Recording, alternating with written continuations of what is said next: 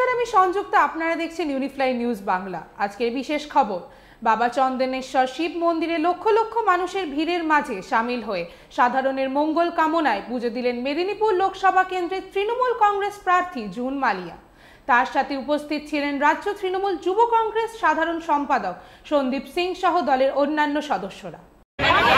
আমরা সকলে এখানে আজকে আমাদের তৃণমূল কংগ্রেসের পরিবারের সকলে আমাদের পশ্চিম মেদিনীপুরের অনেকে এখানে এসেছে বাবা চন্দনেশ্বরের পুজো দিতে। যদিও উড়িষ্যার পরে এই মন্দির, কিন্তু আমাদের পশ্চিম মেদিনীপুর থেকে বহু মানুষ এখানে পুজো দিতে আসেন এই সময়, গাজরের সময়।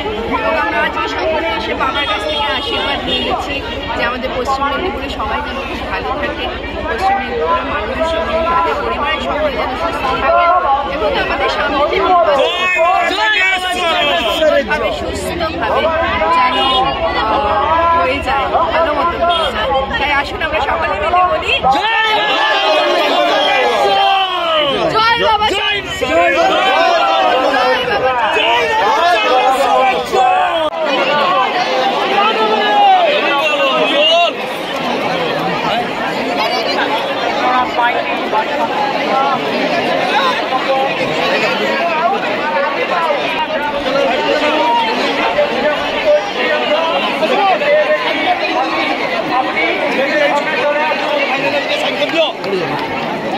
সাথে থাকুন, দেখতে থাকুন ইউনিফ্লাই নিউজ বাংলা। দেখা হচ্ছে পরের খবরে।